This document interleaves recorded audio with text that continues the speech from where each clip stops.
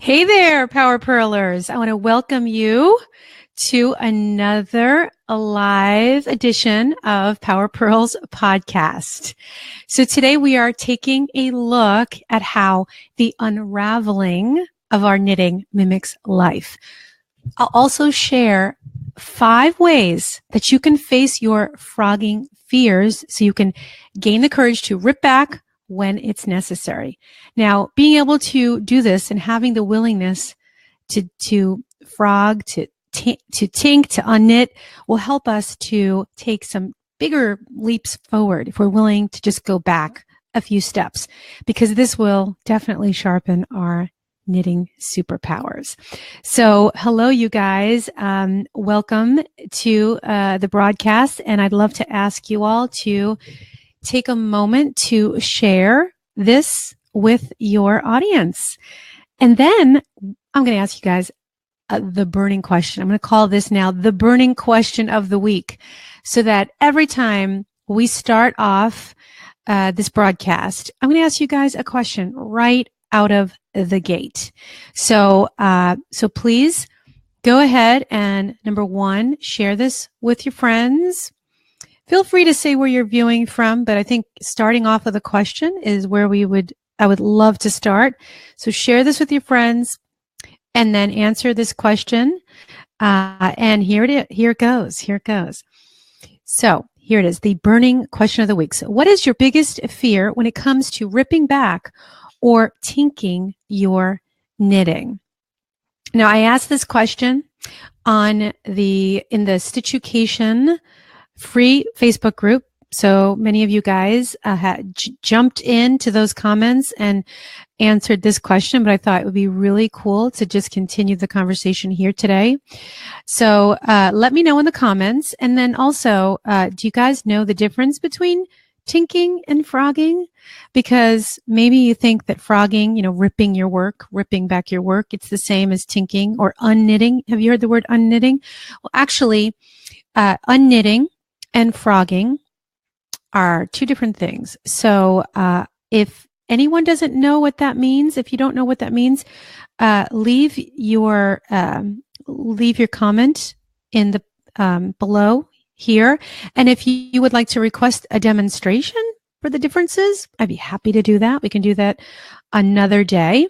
But I just wanted to kind of get a feel for that. So here it is again, if you guys are just joining in. So the burning question of the week, and I'm going to start a lot of these broadcasts out with the question. So right out of the gate, we can get the engagement going.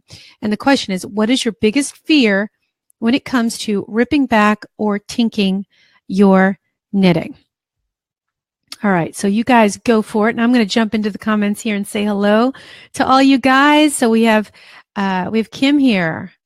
So Kim says, yes, please go over the difference of tinking and knitting backwards. I often see people asking about those. Okay, absolutely. I already have it in my notes, Kim, to jump in and do that, because it's easy to talk about it, but when you see the difference, I mean, really, I can explain the difference, but I'm also happy to do a tutorial as well. So frogging is when you're just simply ripping your work out, right? You're just taking it off the needle and just ripping back. And then to unknit, also known as tinking, you're like knitting backwards. So maybe for some of you that you're already doing it. And then then there may be some of you who are not sure how to even unknit. Pretty easy, really useful skill. So Kim, thanks for your suggestion. Okay, so Melanie says, my only fear would be not being able to figure out what went wrong. Wow, that's a fear. It's frustrating because then you feel like you can't go forward, right? I mean, that I can totally relate to that fear as well. Thanks for sharing that. And Sarah says, my biggest fear is all the wasted time if I undo the editing. Oh my goodness. That's so true. That's one of mine, Sarah. I actually, I was writing that down, like what my fears are, and how, they actually hold me back. But the biggest fear is wasted time. But I want to just say that it's never wasted time. And when I go through these 5 ways that I've uncovered, and of course, you guys I'm happy to hear what you have to say as well. But 5 ways to just kick fear in the face, right? But yeah, totally. That time element is huge, Sarah. Let's see. And so Bev says, way too experienced with unknitting. Okay, so you don't need a tutorial, Bev. Let's see. Okay, we already got that one. Just going forward here. So Kim has another comment here. Kim says, I have no fear. Whoa, good for you, girl.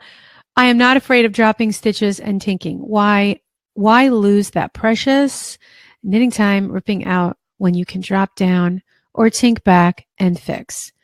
I have even figured out how to drop down and move baubles a few weeks ago. Whoa, you rock. Baubles. I would be frustrated with that. I think I'd have to go back and actually rip to the bauble row, because that would be a tough one to tink or to unknit and then pick up again. I don't know what I'm trying to say, but I'd have to rip it. You know what I mean? But that's awesome, Kim. Good for you. Hey, Troy, how are you? So let me just say hello to all you guys. So I didn't get a chance to do that. So Melanie is in the house. Troy is here. Kim is here, obviously. We've already put some of your comments up here. Sarah is in the house. Bev. Let's see. Virginia. Hello, Virginia. It's chill. It says it's chilly in central Pennsylvania, and it's chilly here in Indiana as well, Virginia. Let's see. Lynn is here, and Linda is here from Temple, Texas, and Debbie is here. Let's see. And we have Stephanie. Hello, Stephanie. Stephanie says, I love the title of today's live talk. It is so very true. Yes, because that's the other thing that we'll just kind of jump into is, this whole idea of how knitting is very, it dictates life in many ways, the fears that we feel, right? So it's kind of a good little lesson for us, isn't it?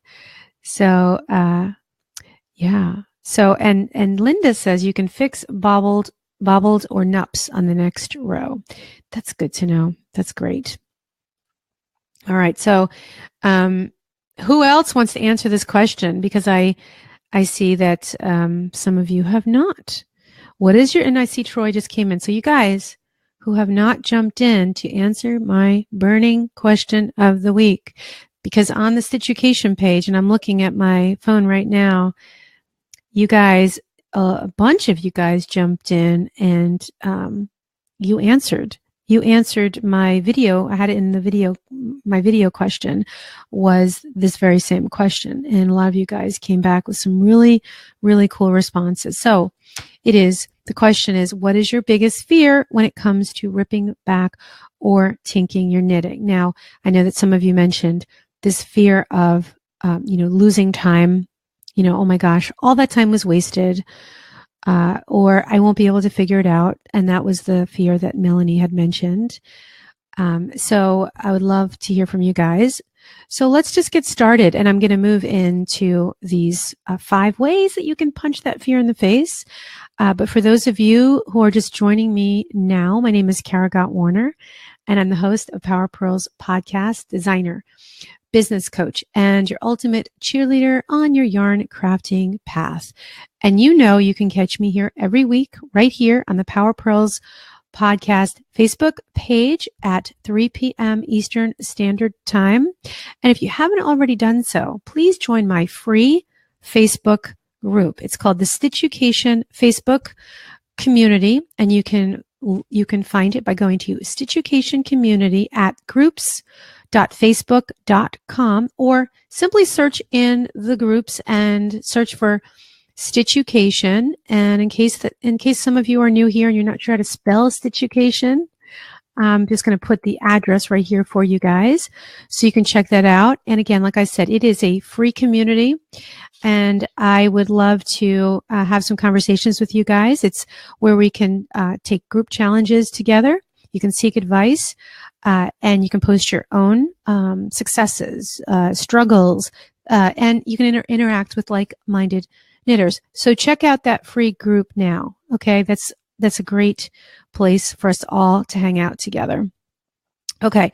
So I wanted to kind of get into this because I've been working on a new design for the next Stitchucation Shawls Challenge. Now, I've been talking about this a little bit. I've been teasing it, but not a whole lot. And because, it's coming up in October, we're still sort of doing some fun stuff with the Stash Therapy Challenge. I'm still doing more tutorials and kind of seeing what we can still talk about in regards to destashing. But I am going to start talking about this challenge that's coming up, because you can look at it like it's a part 2 of the first Stitchucation Shawls challenge, which was I call it an intuitive approach to the art of shawl making. And I'm working with this yarn. It's Nebula. This is the new pattern that I'm going to be working on. Isn't this gorgeous? Look at the colors. The colors are just absolutely stunning. And Barocco is really, really good at the color thing. You know what I'm saying? But anyway, Nebula is a fingering weight yarn, and it's going to be featured in the free shawl pattern that's going to be available. So I will share more details about how you can sign up in the coming weeks. But the reason why I wanted to mention this now is because, I'm working on this design. And of course, I've been tinking, I've been ripping, all the above, right? Because I'm working on a new design. And when you're designing, when you're trying something new, it's going to happen. There's no way around it. And so I've been working on this swatch. So here, there's a few different swatches. And I've done this a few different ways, but this is probably the best example that you could see right here. Now, what I'm doing is this is half of a crescent shawl, and it's knit sideways. I thought I wanted to do something different than your typical crescent shawl. So I played around with the usual way that, where you're increasing on either side, but then I decided to do it short row style like this. But I'm not sure I like the way all of this looks. And I don't know if I like this size needle. I decided to go up a bigger needle because I thought it might be fun to have a more open look, but I don't like it simply because of the fact that the bottom edging has a more classical look. I'm not really big on the whole classical look. So then I played around with some other swatches as well. This is that was a size 8 needle. And then I did this one with a size 6 needle. So here's a little shawl baby. And this is in the Nebula. It's in that colorway. This color is called, I believe it's called Aquarius. No, it's called Scorpio. But I'll have that information when we get started, so you guys will know what I'm using. But this was done in a size 6, and if you look at this one closely, you can see I did this one in stockinette instead of all garter. The other one was garter, and I did garter sort of embossed look where it was alternating with stockinette and garter. But I like the tightness of this a little bit better because of the kind of shawl that it is. The way it looks has a more classical look. But still, I'm not sure. I'm not sure what I want to do, whether I want to do short rows.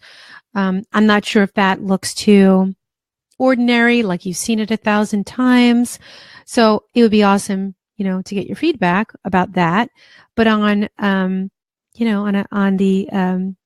a different note, or on the note that we're talking about when it comes to frogging and unknitting, there were fears, right? There were fears that, oh my gosh, if I start over and I start making a new swatch, I've wasted my time. And that was something that Sarah, you said that earlier. Fear that it won't work the next time around. Fear of the unknown. What if, oh my gosh, I'm going to start over. It doesn't work. But there is always a brighter side. There is. And there was one thing that I saw that Melanie popped into the comments here. In the Stitchucation community, when I asked this question, Melanie said, well, at least when you do go back, it gives you a chance to analyze and look at your work and figure out where you went wrong. So that is the brighter side, and that is the best way to look at this. So we can, as in life, we can give in to our fears, or we can look at our fears as a teacher, right? And in this case, 100% our knitting becomes our wisest teacher when we're willing to unknit or frog our work. Okay. So yeah, I mean, each time, we do this, each time we decide that we will rip back and unknit our work, yeah, it's definitely not time wasted. It's building our knowledge base and our skill and our superpowers. Our superpower pumps up our superpower as a knitter.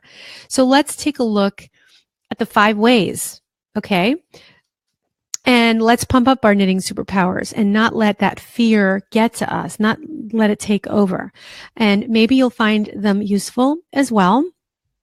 And so please feel free, as I read these 5 off, feel free to chime in with your own ways of punching fear in the face. Okay.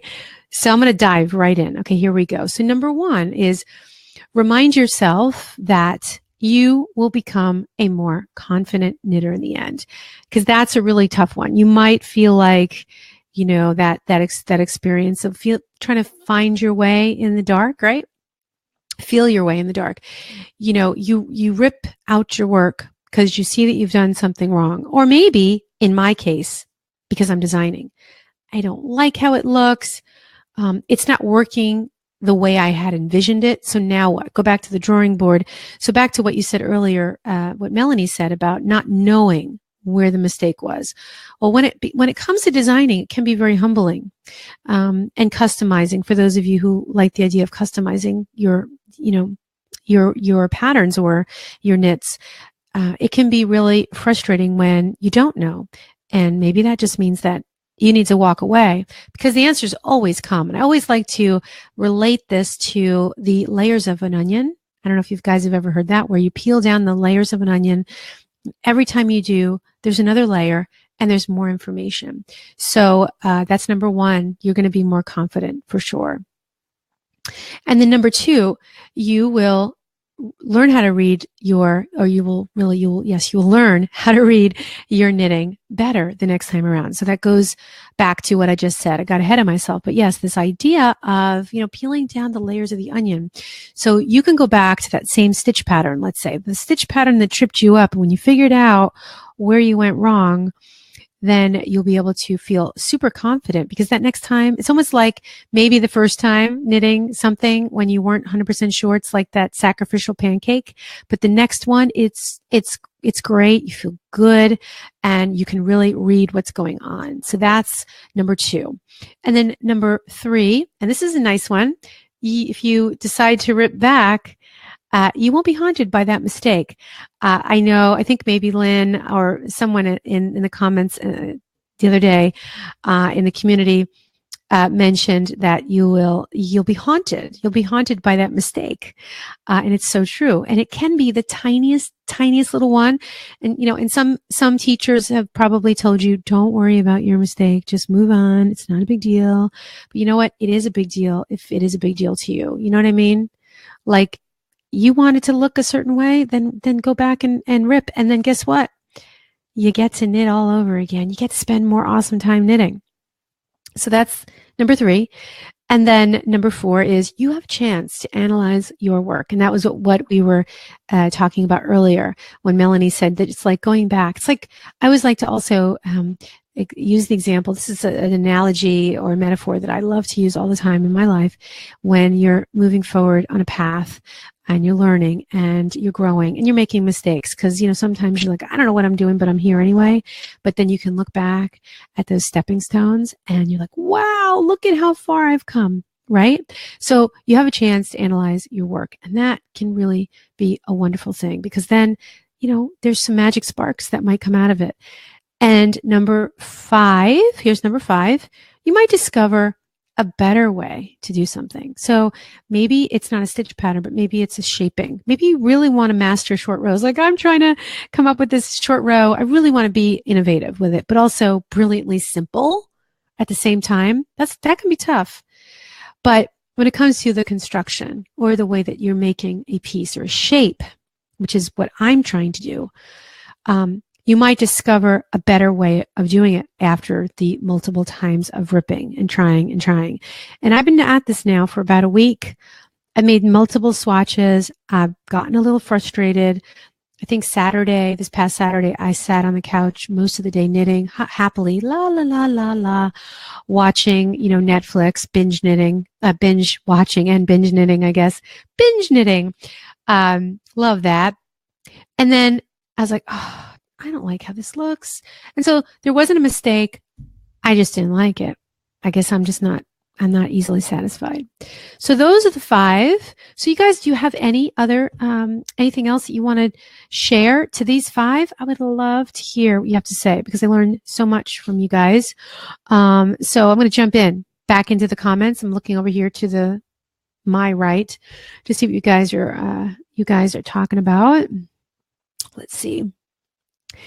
Sarah says, binge knitting, the best. It is, isn't it? And Sarah, gosh, maybe a year ago or so, I did a live video on binge knitting, and it was one of my most popular. So, what do you guys think? Another one on binge knitting? Thumbs up? Yeah, I think so. I feel like that is it, man. That is what it's all about. I know I could totally take another angle on that one. There's so many different angles. Sorry for my squeaky stool. I think I have to get another one. It's too squeaky. Okay. So, Kim says, use lifelines when in doubt. That's good. That's a really good one, Kim. Because yeah, that can definitely help take away the fear if we have to rip back at all. All right, let's see what else you guys have to say.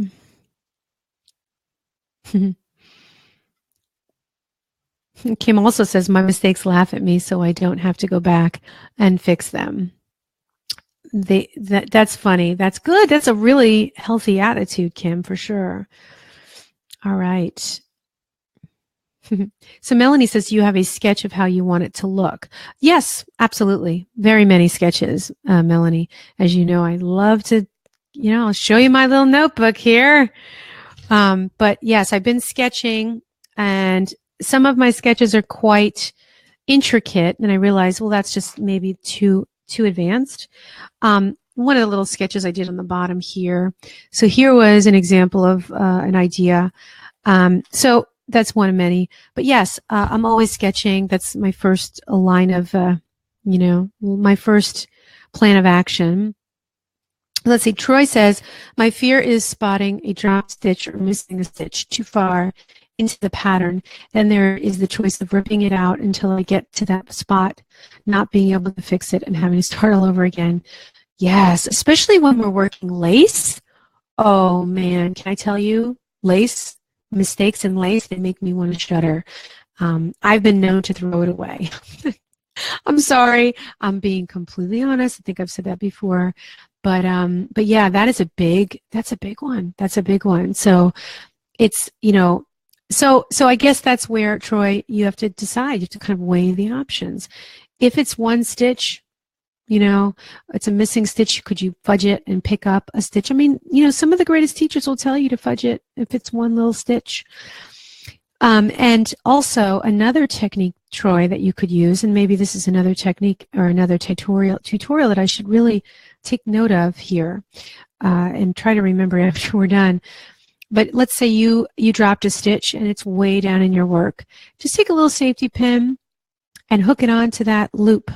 And then later on, as long as it's pretty smooth on the back, even if it's lace or it is a somewhat of a fancier stitch pattern, you could take waste yarn or separate, not waste yarn, but thread the same yarn onto your tapestry needle and then weave it in and kind of work with the pattern if there is lace or some other pattern, and somehow work it into the pattern. And you can probably hide it that way. I've done that before and it does work. So hopefully, that'll help. And, because it's like sometimes you just have to say, is it worth ripping out? And can I make peace with that section that didn't work out so well?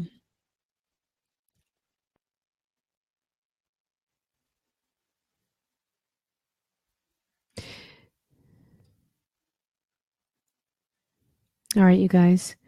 Well, this is great. Let's see, a few more. And you're welcome, Troy. Let's see. So Debbie says, no choice in lace patterns. You have to rip it out and reknit. I know. But Debbie, I do know some designers and knitters, like Brooke Nico, if you guys know her, she's a designer. She's been on the podcast before. She's one of those people that absolutely knows where the mistake is and knows how to fix it. And Patty Lyons is another one too, who can do it. She's done tutorials in Creative Knitting Magazine when I was the editor. And there is a way. There is a way. I just don't think I have the patience for it. And sometimes I just lose my place. I have miraculously fixed my work in lace. Like if it's a yarn over that dropped a few rows below, I know how to fix the yarn over, kind of bring it back up. It's fairly simple, but anyway, yeah, lace is a doozy. So Kathy says, hard to do lace pattern while knitting left-handed. So that's an interesting thing that you bring up, Kathy. And this is a whole other conversation, but I know that some knitters knit from left to right instead of right to left, and I always wondered why. But I mean, this is how you are knitting, so that's the way, that's the way that you do it. So that's the way you feel comfortable. But the truth is that there's technically no real, you're using both hands. So you're knitting with both hands. If anyone starts knitting for the first time, I know all of you guys are experienced or new, you've been knitting. You're at least novice knitters. But since you're using both hands, if you're just knitting from left to right, or from right to left, you're still using both hands. So technically you're using both hands, not right or left. But I do understand with that dominant the left hand. So yeah, I mean, how is it? So Kathy, hard to do lace pattern while knitting left-handed. Do you mean hard to rip out your knitting? Is that what you're trying to say? Just curious about that. So anyway, this is cool, and I love that we've been engaging like this. Of course, there are so many different ways that we could totally talk about this all day, I think. Let's see, Lou just popped in to the comment. I'm going to read that really quick, and I think what I'll do is I'll move on, share some announcements with you guys. So let's see. So Lynn says, I made a mistake in my shawl, and I didn't see the hole until I started to block it. I had no idea how to fix it. Took it to my local yarn shop, and a wonderful woman helped me to make it look good. I am the only one who will know where it is, or if it's even there. There's always someone you can find to help you. Absolutely. This just definitely goes back to what I was saying before when Troy had that question as well, about when you go down, do you have to make a choice, right? So you guys, this was awesome. So just a few announcements. So let's see. So if you missed the Stash challenge, I know many of you guys were here for the live challenge, but you can still take it at your own pace. You can do a self-guided challenge. So if you want to sign up, get 3 days of video lessons and a cute stash busting purse. So you can learn more about powerpearlspodcast.com/stash therapy. And so next week, if you guys want to see a demo of the differences between tinking and frogging, I'm happy to show you a quick demo in next week's live video. So share more of that in the comments.